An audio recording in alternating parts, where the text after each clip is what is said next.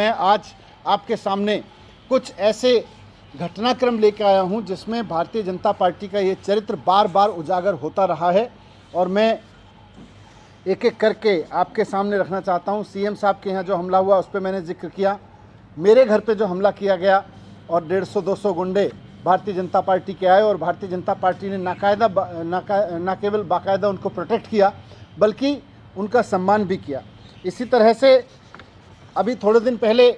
Bharatiya Janata party के नेता Manoj Tiwari ji BJP के कुछ गुंडों के साथ, करीब 200 गुंडों के साथ जल बोर्ड के यूजीआर में घुस गए थे, जहां लोगों के पीने का पानी जहां से सप्लाई होता है, जहां हमें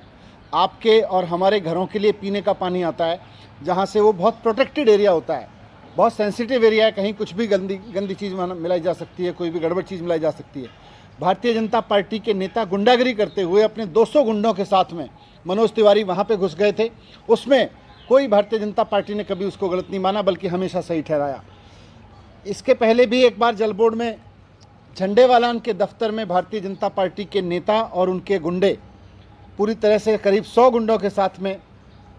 झंडेवालान के डीजीपी के हेडक्वार्टर में जाके, दिल्ली जल बोर्ड के हेडक्वार्टर में जाके हमला कर चुके हैं और वहाँ पे उन्होंने रिसेप्शन को तोड़ा, वहाँ के कंप्यूटर, प्रिंटर, वहाँ की बेंचेस को तोड़ा, वहाँ के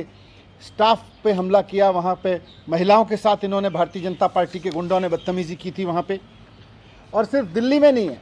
देश भर में आज भारतीय जनता पार्टी की पहचान एक गुंडों वाली पार्टी की बन गई है, लफंगों वाली पार्टी की बन गई है, बदमाशी करने वाली पार्टी की बन गई है। ये सब जगह दिखाई दे रहा है।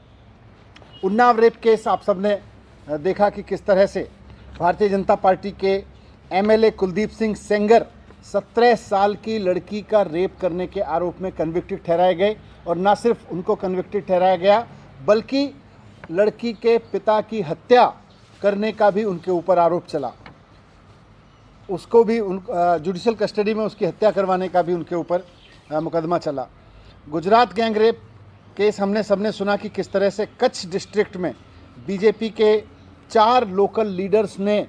महिलाओं को, लड़कियों को वहाँ प्रोस्टिट्यूशन में धकेला, 24 साल की महिला का गैंग रेप किया। वहाँ पे बाकायदा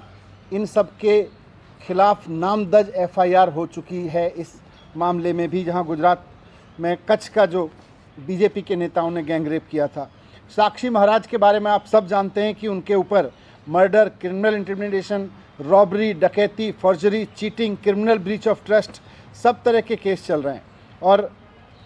ये ब्रह्मदत्त द्विवेदी जो कैबिनेट मिनिस्टर थे, उनके हत्या का उनके ऊपर आरोप भी है। स्वामी चिन्मयानंद भारतीय जनता पार्टी के जाने माने नेता, इनके बारे में भी आप जानते हैं, former minister of state of external affair रह चुके हैं और उत्तर प्रदेश से एमपी रहे हैं। इन्होंने भी, इनके ऊपर भी आरोप था कि इन्होंने किस तरह से जो ये कॉलेज चलाते हैं वहाँ की लड़कियों को सेक्स रैकेट में धकेलने की पूरी कोशिश की थी और उनके ऊपर भी केस चल रहे हैं।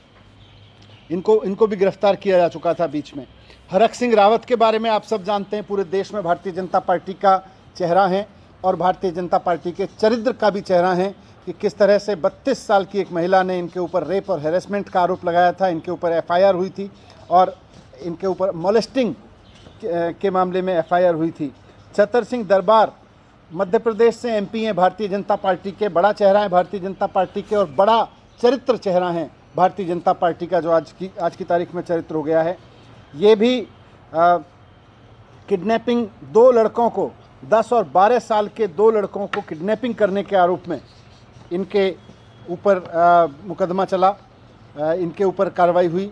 बाबुश गोवा में भारतीय जनता पार्टी का एक और चेहरा और चारित्रिक चेहरा है, उनके ऊपर भी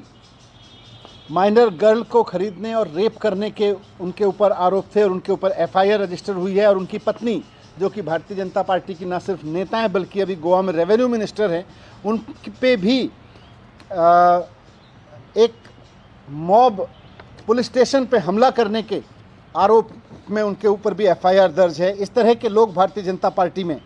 शामिल हैं। मोदी जी की वर्तमान जो 2.0 कैबिनेट है उसमें 4 मिनिस्टर ऐसे हैं जिनके ऊपर मर्डर के अटेम्प्ट्स के केसेस लगे हुए हैं। विजय जॉली जी आप जानते हैं भारतीय जनता पार्टी का दिल्ली का एक चेहरा है, वो किस तरह से सेक्सुअल अब्यूज़ के केस में उनको बुक किया जा चुका है और वो अभी त्रिपुरा के भी इनके चेहरे हैं, त्रिपुरा के इंचार्ज हैं। जेठा भाई अहीर जो उनके ऊपर भी किडनैपिंग और रेप के आरोप हैं, डिप्टी स्पीकर हैं इस समय गुजरात की विधानसभा में। तो ये मैंने आपके सामने कुछ ऐसे केसेस रखे जिससे इस बात की पूरी पुख्ता जानकारी आपको भी मिलती है कि किस तरह से भारतीय जनता पार्टी अपने अंदर रेपिस्ट को, गुंडों को, बलात्कारियों को, हमला करने वालों को, लफंगों को, लड़कियों को छेड़ने वालों को, लोगों के घरों पे गुंडागिरी करने वालों को, इन सबको हीरो की तरह पूजती है, इन सबको अपना नेता बनाती है।